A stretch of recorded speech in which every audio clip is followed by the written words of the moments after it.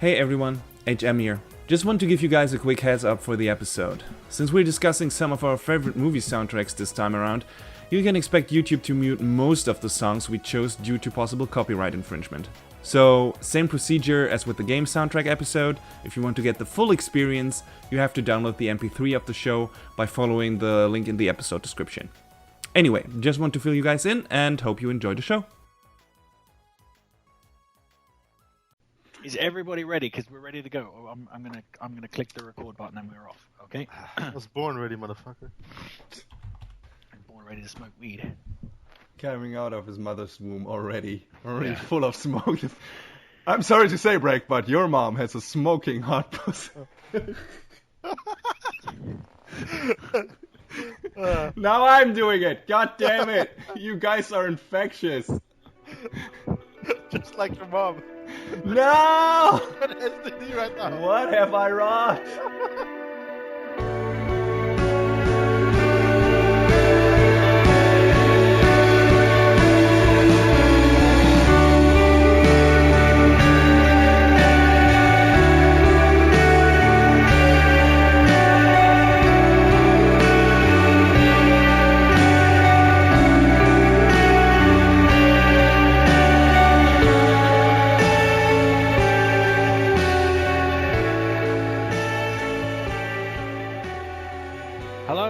Welcome down to the abyssal lair of the Radiophonic Sea Creatures. Snag yourself a dolphin with an oversized six-pack holder because I, Tokyo Choo-Choo, am going to be your host today. And with me as always are two men who only eat tuna-friendly dolphin.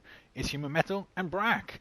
Today on The Depths, we're going to be doing kind of another one of our special episodes, and this episode is going to be about a movie soundtrack. So our favorite movie soundtracks, or movie soundtracks that we just think are totally awesome. So some. Yeah.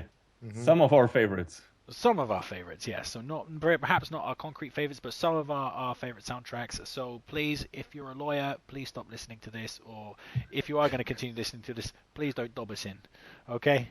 As I'll be round to your house and I will be probably in handcuffs. So the YouTube version is going to delete those soundtracks anyway. So if you're listening on YouTube, for God's sake, stop the recording and do something better with your time. I'll put the download link in the episode description, so whatever. Well, still, you will get the full experience either way. Stop watching YouTube and click that link. Definitely. Click it right now. So that's what she said. So I guess I'm going to kick off this particular episode. So which is unusual for me to go first, I have to say. That's what she said. Wait, that's what I said. Actually, I'm condemning myself here. I think I'm digging myself a big hole. You're getting too hung up on this. That's what she said. There's a joke in there. That doesn't even make any sense. I don't know. I heard the word hung. As in well hung. So and you immediately lost all control of your brain function. Like a donkey. That's all I'm saying. Like a donkey. So I'm going to go first. So we're going to do this a little bit differently than the previous soundtracks episode. So we're actually going to give you a hint as to what the song is or what movie it comes from, and then you can listen to the track and see if you can discover in your own brain where the track comes from. So I'm going to go first. So I can tell you that my first choice comes from a movie with a really fucking fantastic 80s vibe to it. Even though it wasn't made in the 80s, it's a modern film. It's pretty great. I can tell you there are a lot of stares, and Human Metal would say that the soundtrack says more about the plot line than the actual film does, but we'll get into that a little bit later. Than the actual dialogue. Yeah. Too much. It's too in your face sometimes. So it's a horrifically That's violent what she said. 80s neon themed film. I guess that's enough. Frankly, if you've seen the film, you're not really going to need it. So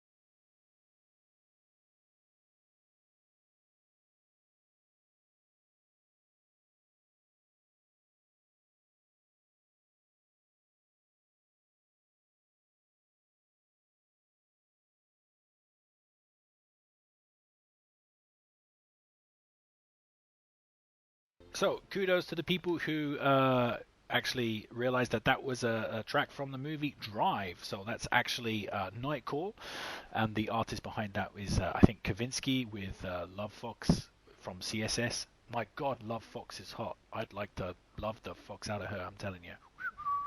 That's what I'm saying about that. But yeah, so anyway, Drive has a great soundtrack, full of like fantastic Simpson stuff. The actual soundtrack itself, because I bought the soundtrack, the soundtrack actually is great. Yeah, the songs that are actually in the film are great, but the actual score of the film, I mean, it works so fucking well in the film. It works great, but it's not an entertaining score to listen to at home because basically everything's like 1 minute long, and there's kind of like this ambient, kind of distorted piano or guitar. See, that's what I actually like about it, the ambient song of it, because it's like one of those songs I really use a lot while doing stuff for school, like on the background.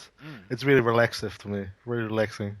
Yeah, but I think within the scores, within the realms of like ambient soundtracks, like if you put like, for example, song for song, like the score of Drive up against like, for example, Blade Runner, like Blade Runner is all over that. I think Blade Runner is a little bit too heavy. Like I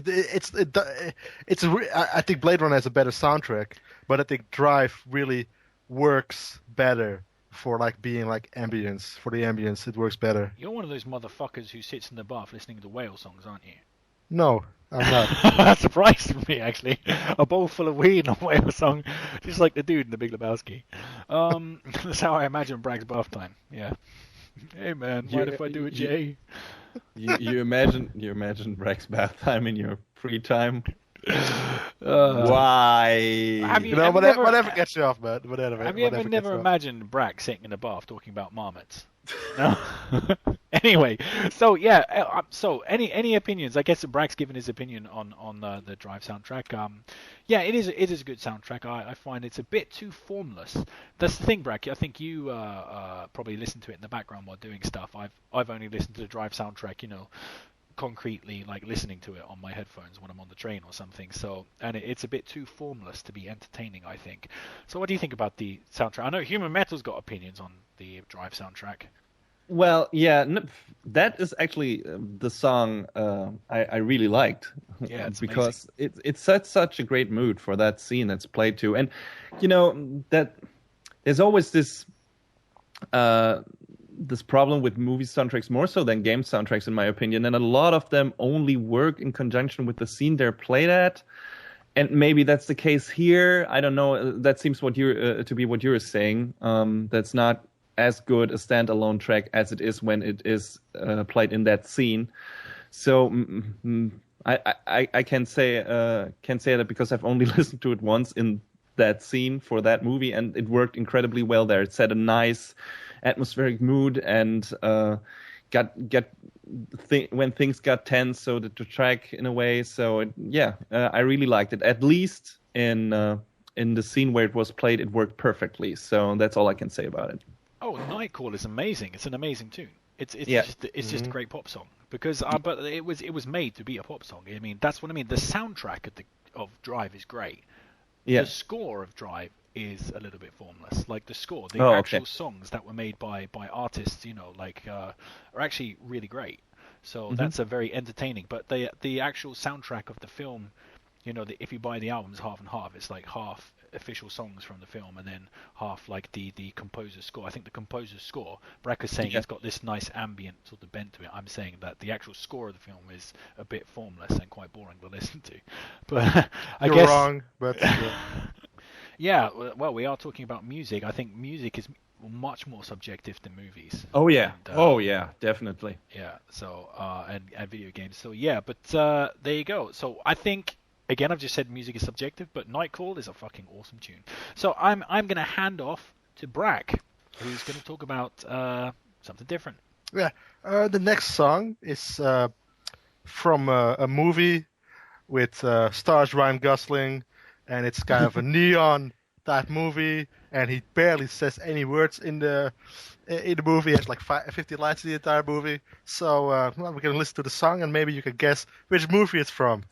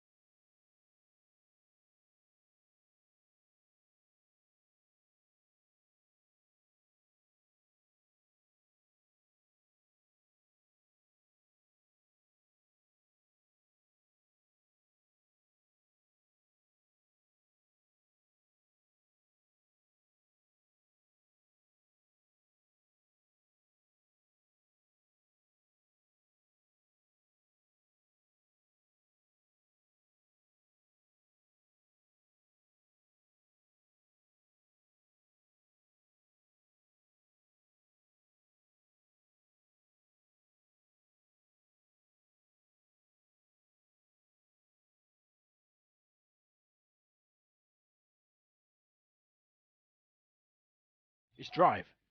You're wrong, sucker. Ah. I knew you would think it's gonna be Drive, but no. I'm talking about the this sort of sequel to Drive. Only God Forgives. It like empties up everything that Drive does. It's even slower. Ryan Gosling says even less lines in it. Like, you think he can say less than the Drive? Yes. He says like 15. He has like 5 sentences in the entire movie. He's basically like a mute. And like next movie, the sequel to this, he can only say Hodor. That's it. It's like the only line he can say in the next movie. But he only says it once. And he only says it once. So yeah, and Ryan Gosling stares even more intensely in this movie.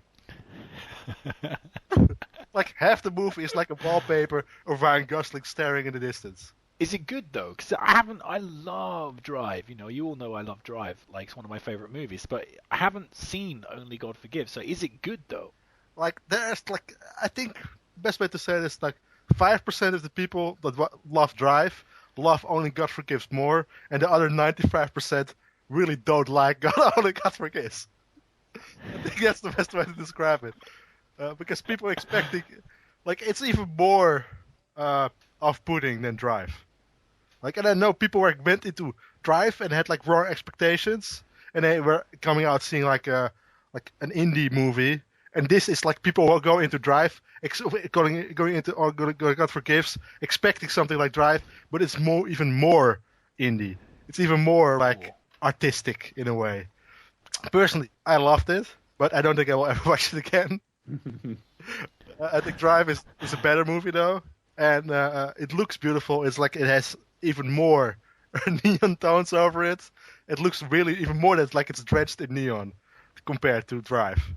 And I like the soundtrack a lot better. I was first thinking about Drive because I actually do like the soundtrack of Drive. From I think it's Cliff Mansell. 1 second, I'm gonna look that up. But actually, Cliff Mansell. And yeah, I like his soundtrack a lot. I like Drive soundtrack a lot. I listen to it a lot, but I listen to the soundtrack for Only God Forgives even more. Mostly because it's like it's a little bit more focused. And it's a little bit more energetic compared to Drive.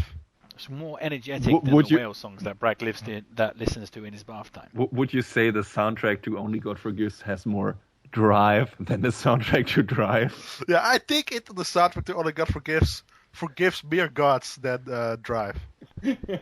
I'm looking forward to seeing God Only Forgives, although I'm also frightened to watch it as well, because it's quite funny. In Japan, it actually advertises itself with the reputation of being Marmite. I remember seeing the PV for it in Japanese, and it's like showing you lots of good reviews, like people who love the movie, and then it showed you the bad reviews for it. Okay. It was literally saying you're either going to love or you're going to hate this movie. Like, why don't you find out? It's like quite funny. Thanks for the warning, I guess. To advertise. Yeah, so I'm anxious to check that out. So we're gonna hand off to Human Metal. So Human Metal, what Drive-related movie have you got for us? Well, since you and Brak are bringing the artsy indie cred to this episode, I'm bringing the cheese. So, first song I picked... Five All Goes West. I think it's Fast and the Furious 7. All valid picks, but no, I went for something else. It's the accompanying track to an intense fight scene from the second movie in a franchise, and it's not necessarily considered to be a good movie, so maybe those are already too many hints, I don't know. But yeah, it's a very intense fight scene, and so is the track.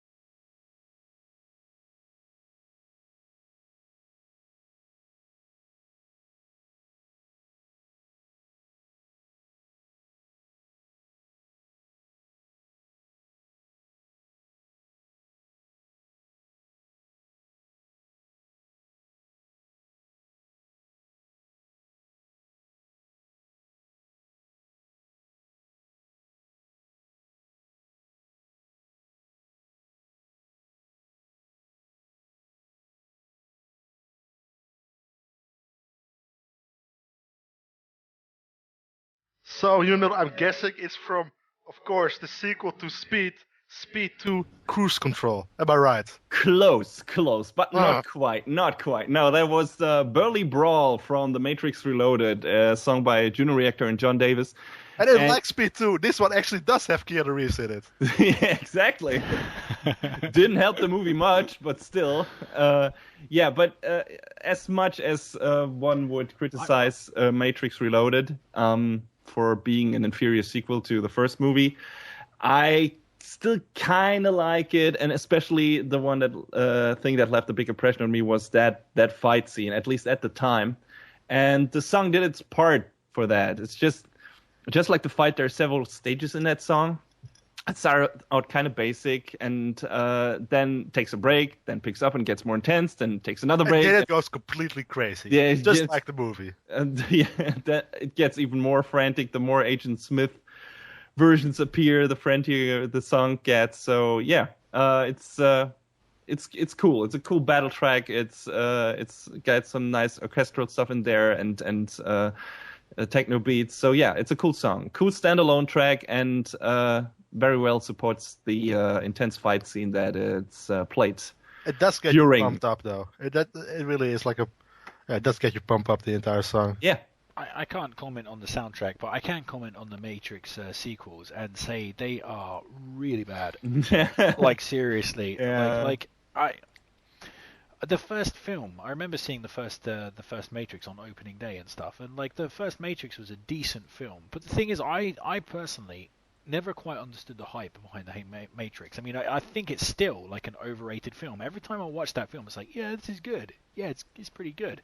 But it's not oh my god, this is the fucking best thing ever, fuck me, people's kind of general reaction to it, and the sequels are just these overblown, pompous, boring ass films. I have no idea why people stuck around. I actually the Matrix 2 actually has some good action sequences. The entire highway chase sequence is really good. Yeah, but I really like the first one. Of course, I love the first one.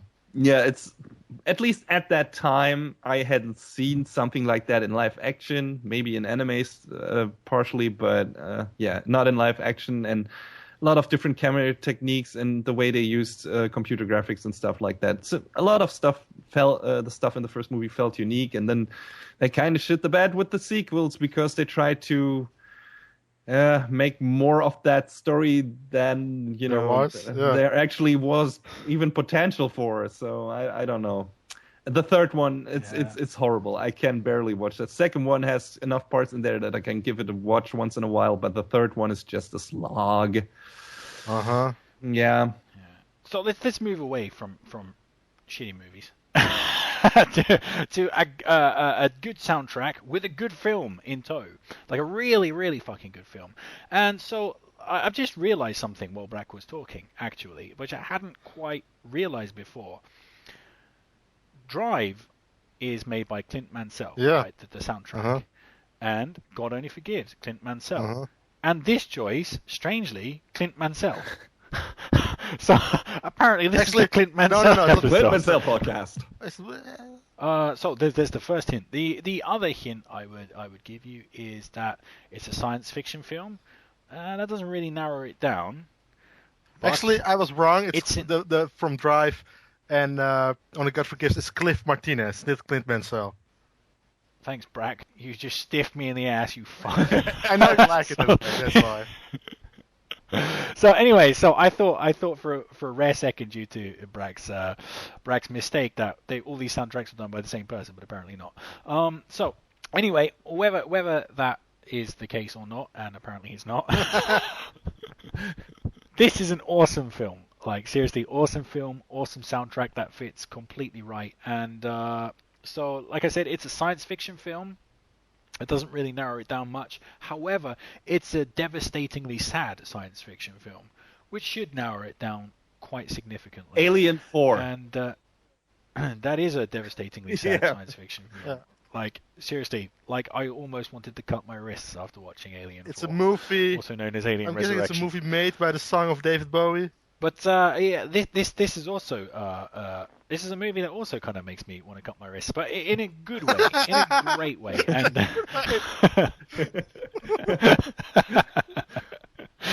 Well, okay then.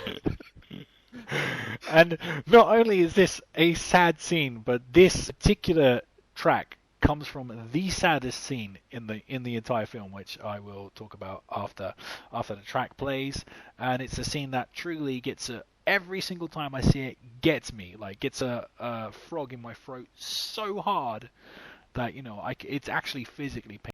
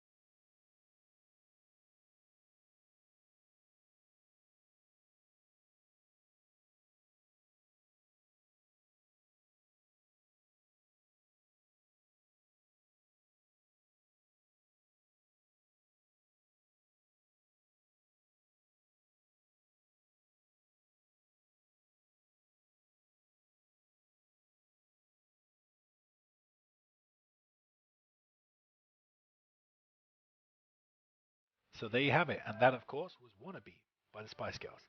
So no, I'm joking. And sure, it's a weird remix. Congratulations for those that, of you that guessed it correctly. That is, of course, from Moon. Probably the saddest science fiction film ever made, I think. Yeah, so Moon is a fucking great film, and that scene is taken from I think the best and most iconic scene in the film, where he is sitting in the lunar buggy saying, "I want to go home." And like, no matter how many times I see that fucking scene, like, it gets me. Like, I cry like a little bitch with a skinned knee. So, and the part of the reason that's so devastating is because it has the perfect music accompaniment. Like, the way that piano kicks in that you just heard, like, just at the right time. It's perfect, man. While you hear him sobbing in the cabin of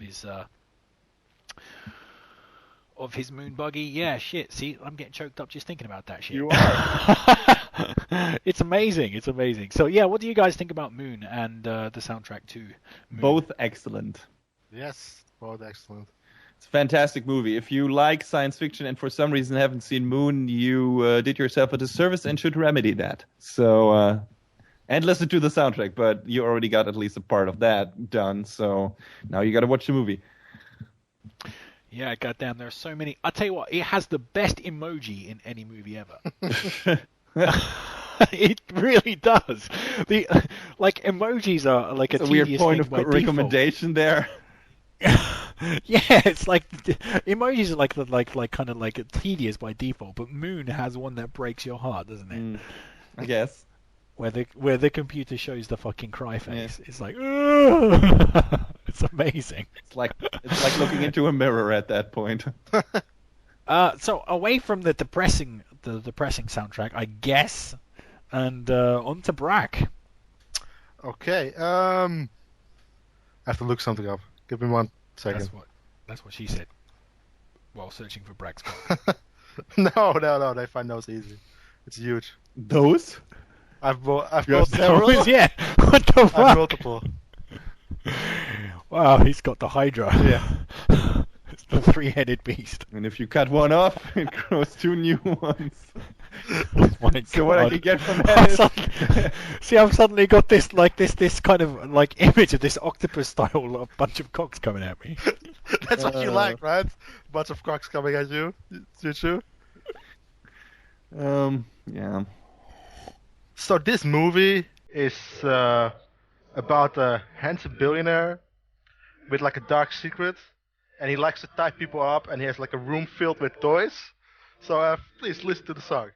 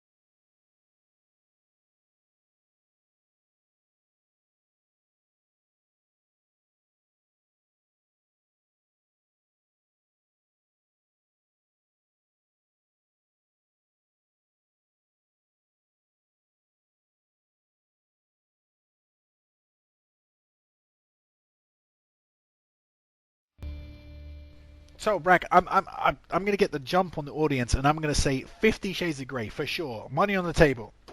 Completely wrong. Of course, they're talking about The Dark Knight. That's the only handsome billionaire with a dark secret that likes to tie people up and has a room full of toys person that I care about. I don't not watching 50 Shades of Grey. You dirty-minded bastard. Whatever mind is there? I mean, if you don't have a dirty mind, there is seriously something wrong with your life. Certainly more boring. Just like 50 Shades of Grey. Yes, I have seen that movie, I will admit it, but not of my own choosing. And did you wear pants while seeing it? Yes. Yes? Yes. You're doing it wrong. You're watching it wrong. Yeah, I think you're watching it wrong. That movie is so unsexy. This movie is so boring and unsexy. Jesus Christ. This coming from the guy who fapped while watching Crash. Wait, I did? Okay. Crash is a completely sexy movie, let's be honest. Well, we were talking about the same Crash, because there are two. Oh my god, when that little kid gets shot in the back, oh my god. I got such a huge boner at that point, let's be honest. Oh man, that embarrassed the shit out of me once. I saw that for the first time on the train, and when the scene where that kid gets shot, or you think that kid gets shot, oh my god, I howled on the train, on the plane in front of everybody. Spoiler alert. Anyway, let's get back to movies where people are not killed by the hero or something. Weird bridge. Anyway. That's a weird bridge. He doesn't kill anybody, that's true. He doesn't kill anybody. But he doesn't have to save them. That's the first movie, that's only in Batman Begins. Which is the part I didn't like about it. Yeah. I'm not gonna kill you. Why I do you don't like have that? to save you either. It's like, yes, you do. That's the whole point. You have to. Yes. What the fuck are you talking about? Well, in Dark Knight, he just goes to straight out killing people. He throws Two-Face off the fucking building. So. That was an accident.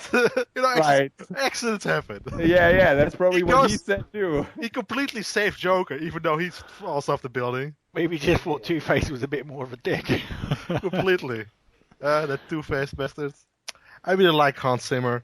I think Hans Zimmer is a great composer. And personally, I think his Batman stuff is pretty iconic, and it's kind of... The only problem I have with it is that people copied it so much after it came out that almost every single action movie of the last 5 years or something, they stole Hans Zimmer type of music. They always have this is kind of like Hans Zimmer, but not as good, or Hans Zimmer light. Yeah. That's what happens with most big budget action movies after The Dark Knight. He inspired a whole school of follow-up composers, but who basically studied with him or worked with him for a while and adopted to his style. Like the guy who made the soundtracks for Metal Gear Solid series, Harry Gregson Williams. He was one of Zimmer's co-workers, and has a similar style. And Hans Zimmer, all his songs get used in trailers and montages on trailers and TV shows and stuff like that constantly. The stuff from that I was thinking about putting in there from The Rock is an incredibly overused song.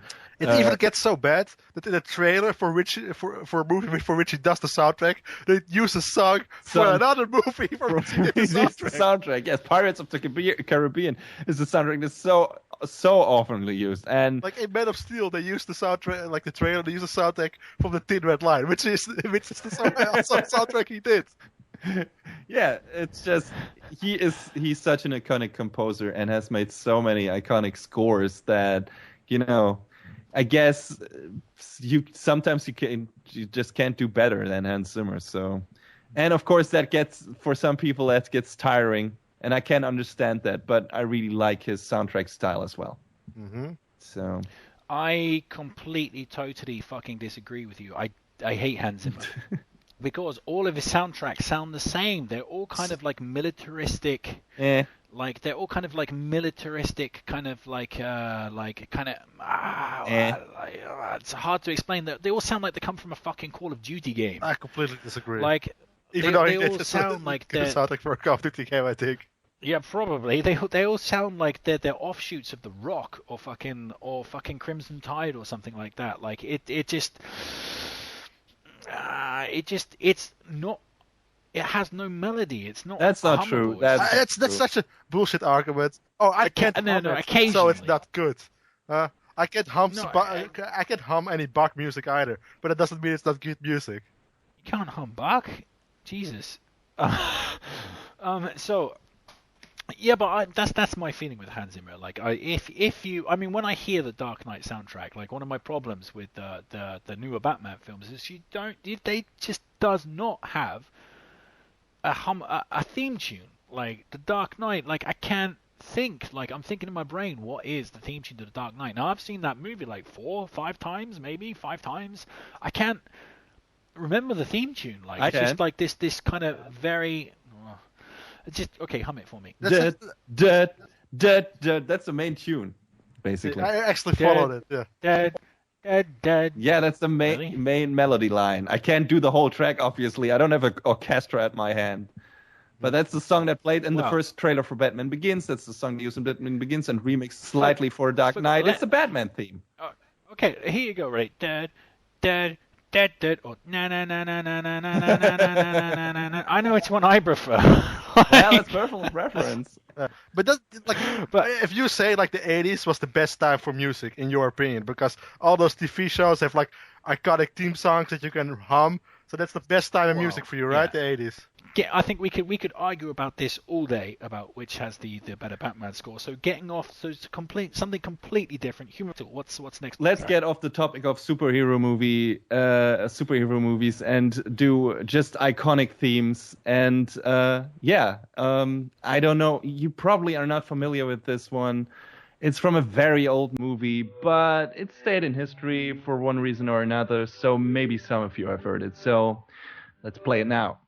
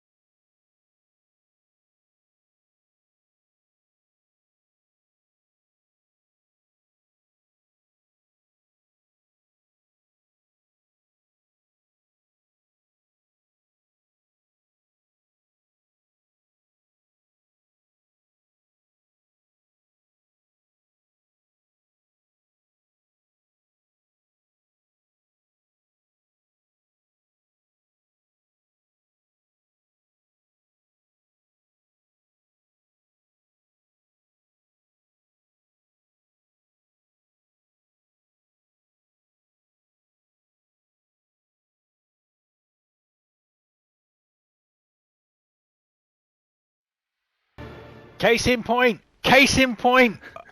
That's it. Like, case over. the defense rests. So I'm going to jump from one iconic theme to another iconic theme. So you're not going to need a hint. So cue up the best bad guy music of all time, hands down. Nobody can say anything different than this. It just cannot be argued that this isn't the best bad guy music of all time. Let's bring it on.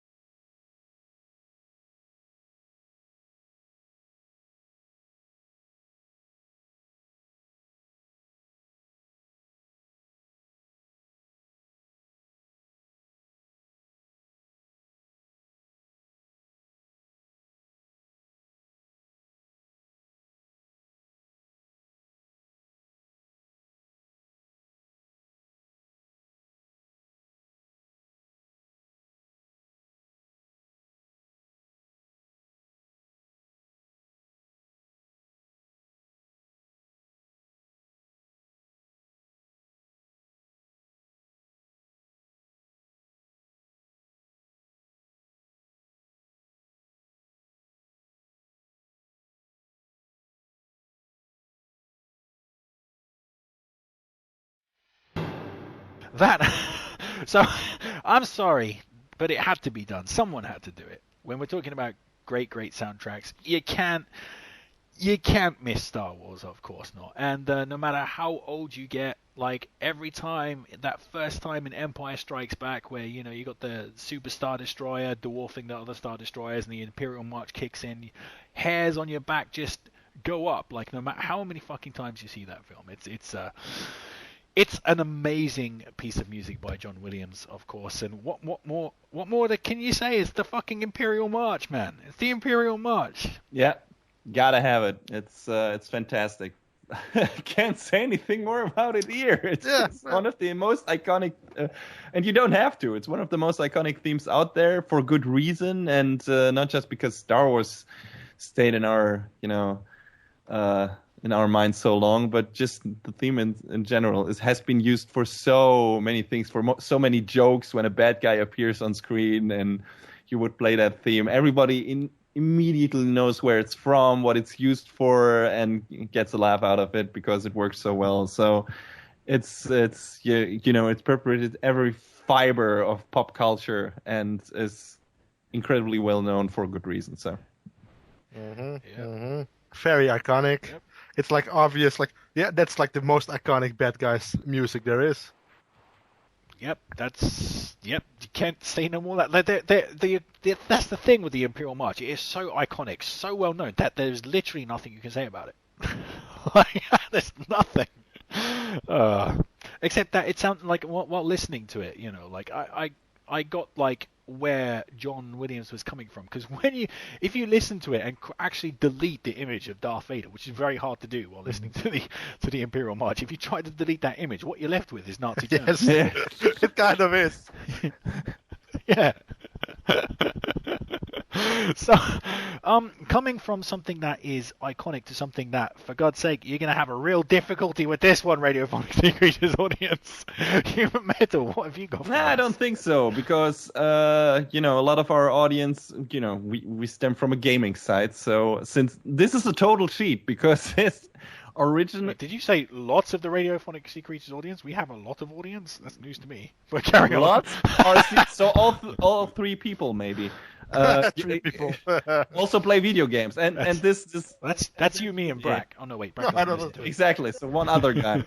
So this track is a total cheat because it is originally from a video game, but there is a movie that is entangled with that video game. So maybe that's already giving too much away. But a lot of you will go, oh, not this one again.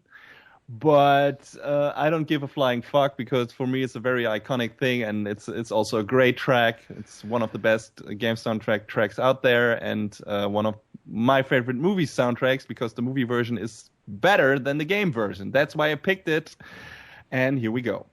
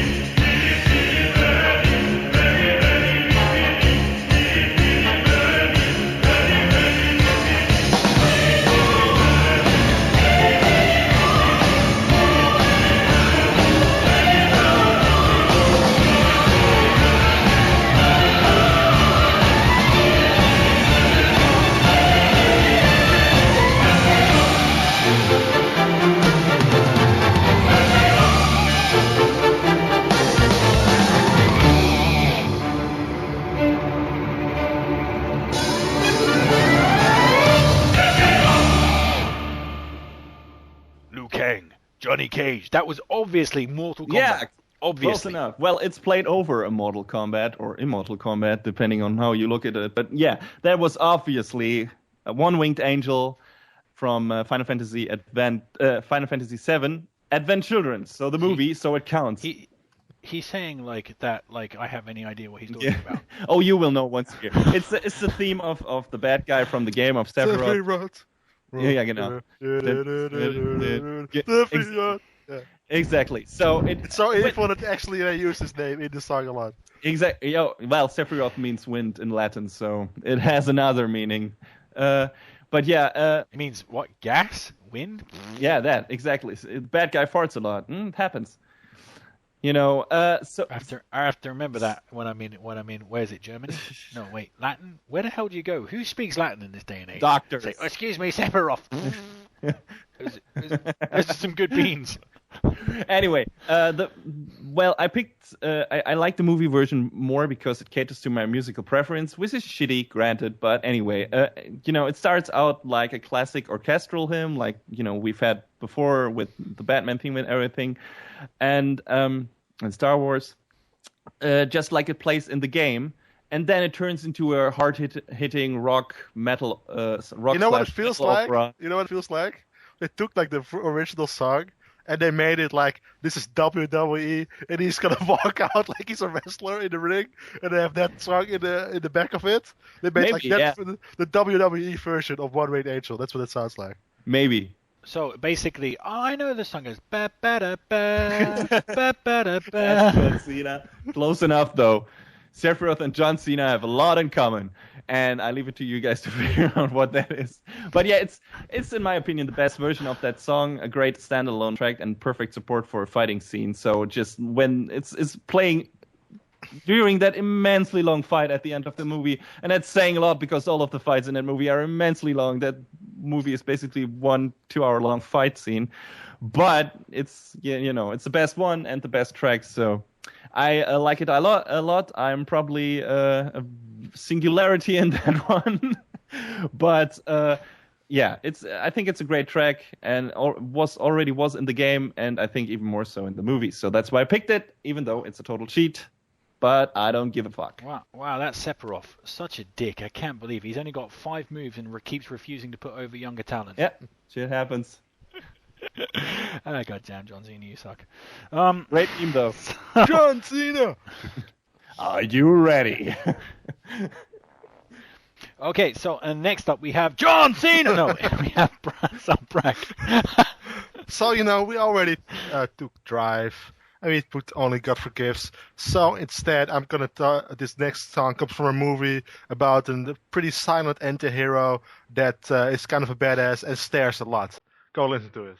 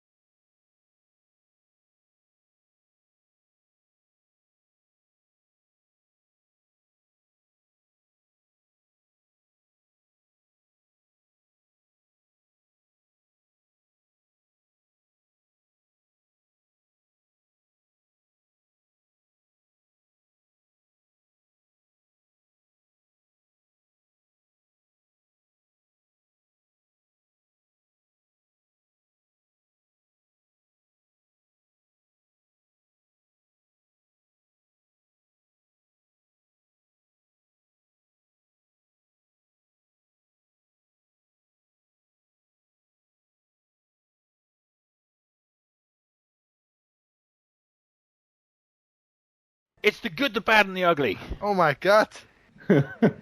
You're right. First time in your life. Oh my god, I'm right! Ah! The first time on this podcast, someone guessed something right. You know, yeah. the good, the bad, and the ugly is a bit like this podcast. I thought he was going to say first time Choo-Choo's right. I was going to say, fuck you, human man. It's true, though. Go fuck yourself with a rusty, spiky vagina. Wait, that doesn't make sense. What? How do you fuck yourself with a rusty, spiky vagina? Yeah, I have no idea. Brak, you want to say something about the song? Yeah, I just want to say that the movie, The Good, the Bad, and the Ugly, is a bit like this podcast. I'm, of course, I'm the good. And one of you two are, like, you two can be the bad or the ugly. I don't know which one. I take the ugly. I'll be the bad. I'll be the bad. I take the ugly. Hey, the bad is the... Anything else would be a lie. Hey, you're pretty bad. Let's face it, I'm pretty damn bad. Yeah, you're pretty bad. Well, you got an ugly personality, but Yeah, you know, I got that's the not ugly so outer much, right? appearance, so there you go. What are you talking about? I don't have a ugly personality, you fucking cunt. Yeah. You may almost make it seem like he's like a woman-hating asshole. Yeah, I don't know what's wrong with where that came from. Hey, no, I don't hate women's assholes. Okay, as long as they present themselves to me in The good problem is fashion. that's the only part of the woman he lost. The assholes. Yeah. He is all about that rusty wagon wheel. Getting Western theme here, so Yes, Brak- it's good. So yeah, of course. Look, I don't like the filthy dirt holes. Yeah. No, he doesn't like them. He lost them. I do love them every night. No, that's a lie. So That's a dirty lie. yeah, of course, I picked The Good, the Bad, and the Ugly, and the soundtrack is by Ennio Morricone.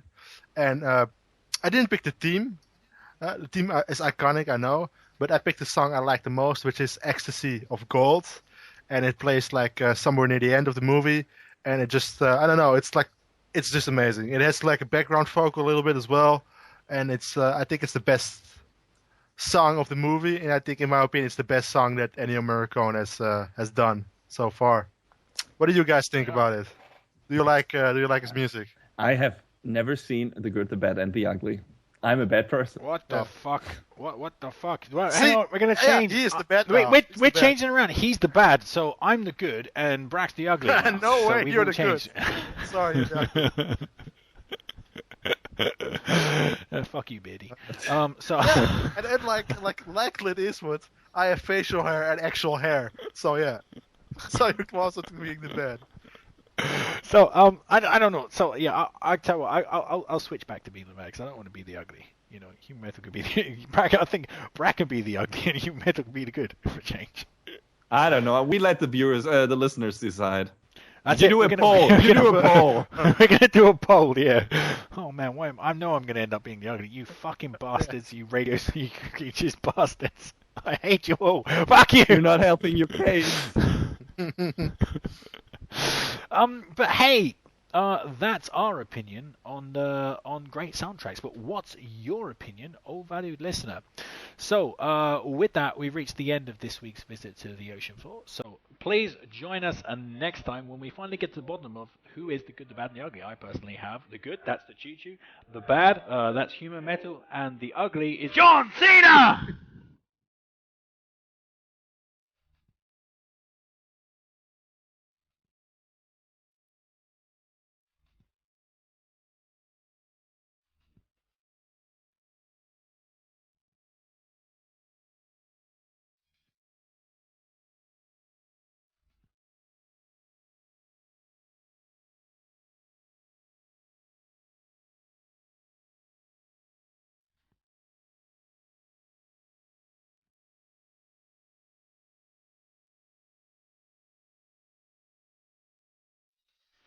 I don't know shit about John Cena.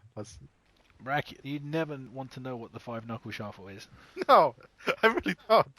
It's not something that happens in Mexican prison. Like, I don't want to know what that is.